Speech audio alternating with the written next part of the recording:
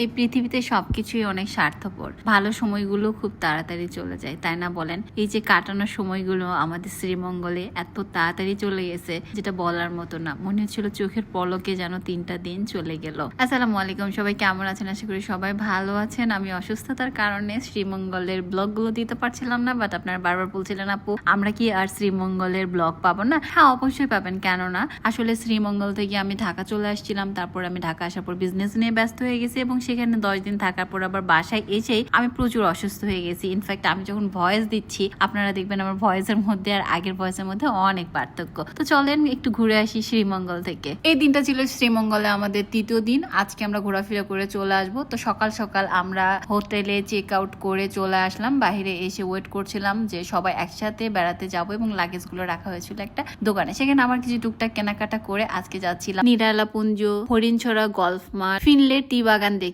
Finlay টি বাগানটা এত বড় যে এইখানে পার হইতে আমাদের প্রায় 1 ঘন্টা প্লাস সময় লেগে গিয়েছিল। আর এখানে এত সুন্দর জায়গায় ছিল, রাস্তার অর্ধেকটা আমরা এসে দাঁড়াই গেছিলাম। যদিও এই ধরনের জায়গাতে দাঁড়ানো খুবই অপরাধ, যেহেতু দুপাশে চা উৎপন্ন হয়। আমাদের গায়ে অনেক সময় পারফিউম থাকে, সেই গন্ধতে চায়ের সুবাস নষ্ট হতে পারে, বা আঠার যে গাছটা সেগুলো থাকে, এগুলোতে যদি কোনো ইফেক্ট পড়ে, যার জন্য করে মানুষজনের এখানে দাঁড়ানো একেবারেই নিচে। তারপরেও আমরা একটু চুপচাপ করে বন্ধুরা দাঁড়াতে কিছুক্ষণ আড্ডা দিচ্ছিলাম। এই মাঝে আমাদের 2টা ফ্রেন্ড মিস হয়ে গিয়েছিল, তাদেরকে আবার একসাথে নিয়ে আমরা নীলারাপঞ্জুর ওদিকে যাব, যেখানে ব্রিটিশের ঝাউবন দেখবো।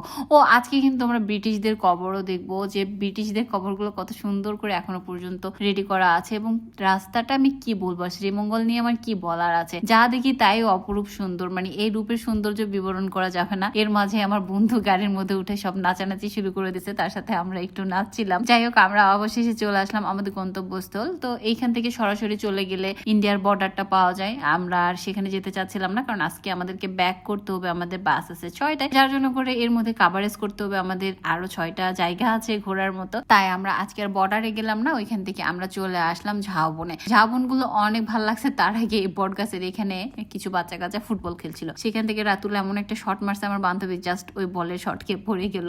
আর আস্তে আস্তে এরকম উপরের দিকে হাঁটতে হাঁটতে হাঁটতে আমার পা জাস্ট লাগে গেছিল। অবশেষে চলে আসলাম আমরা সেই ঝাউবনে। ঝাউবন গুলো আসলে ওইভাবে ক্যামেরার মধ্যে সৌন্দর্য বন্দি করা যাচ্ছে না, কাছে থেকে না দেখলে আসলে কিছু জিনিস আছে বোঝানোই যাবে না। যেমন এই জায়গাগুলো, মেঘের যে একটা সৌন্দর্য ছিল সবুজের সাথে, সেটা আসলে ফোনে আসে নাই বা আমি ক্যাপচার করতে পারি নাই। অবশেষে আমরা সেই চা বাগান থেকে ঘোরাঘুরি শেষ করে এসে চলে আসলাম গল্ফ মাঠ। গল্ফ মাঠে আসার পরে তো আমার মাথায় ঘুরে গেছে, একেবারে সেকেন্ড সুইজারল্যান্ড। এত সুন্দর একটা জায়গা। এখানে আসার সাথে সাথে বাতাসের যে স্পিড, আপনারা আমাদের গায়ের জামা কাপড় দিকে খেয়াল করলে বুঝতে পারবেন যে কি পরিমাণে তীব্র একটা বাতাস ছিল। আর বাতাসটা এত ঠান্ডা ছিল, এত মেঘলা আকাশ ছিল। মানে এইখানকার নাকি ওয়েদারই এমন থাকে। কে যেন একজন বলেছিল, শ্রীমঙ্গলের ওয়েদার মেয়ে মানুষের মন, এই বৃষ্টি এই রোদ, বা রোদের মধ্যে বৃষ্টি হয়। সব সার্কেলের মধ্যে একটু ট্রেন গাড়ি খেলতে খেলতে চলে আসলাম আমরা গল্ফ মাঠে। এখানে এসে আমি আর আমার বান্ধবী দুজনে দৌড়ের প্রতিযোগিতা দিয়েছিলাম। আমি চিটারি করেও ফার্স্ট হইতে পারিনি, কারণ আমি তার ওয়েটের ডাবল, আমি কখনোই ফার্স্ট হইতে পারবো না। আর এইখানে দাঁড়ায় থেকে আমি আমার ফ্রেন্ডের মিমিক্রি করছিলাম যে কার নাচের স্টেপ কেমন। তো এইটা ছিল আমার একটা ফ্রেন্ডের নাচের স্টেপ, এইটা আর একজন, আর এইটা জানি একজন, আর লাস্টের যেটা সুন্দর সুন্দর ডান্স, এইটা হলো আমার স্টেপ। তো যাই হোক, সবকিছু মিলে এখানে একটু সবার মিমিক্রি করার পরে দেখলাম যে একটা ছোট বাচ্চা পটকা নিয়ে আসে। সেখানে আমার মোটু বন্ধু চলে গেছে খেলার জন্য। এর মাঝে শুভ একটা সেই দৌড় দিয়ে উপরের দিকে ওঠার চেষ্টা করছিল। এগুলো কিন্তু ফোনে মনে হচ্ছে যে খুবই সিমিলিয়ার একটা জায়গা, বাট বাস্তবে কিন্তু একেবারে অনেক উঁচু উঁচু জায়গায়। বেশিক্ষণ এখানে বসতে পারিনি, মানুষের অশান্তি। একটু পরপর এসে বলছে জানো অনেক দুপুর, এই সময় আর থাইকেন না, চলে যান। তো তারপরে এইখান থেকে আমরা বের হয়ে অন্য জায়গায় যাওয়ার প্ল্যান করতেছিলাম। ততক্ষণে এখানে একটু বসে বসে ভাবছিলাম যদি আর 2-4 ঘন্টা থাকা যেত। আসলে দেখেন ওয়েদারটা কত সুন্দর। তো বললাম না, কোনোভাবেই এটা ফোনে ধারণ করা সম্ভব না যে ওইখানে কতটা সুন্দর একটা জায়গা ছিল।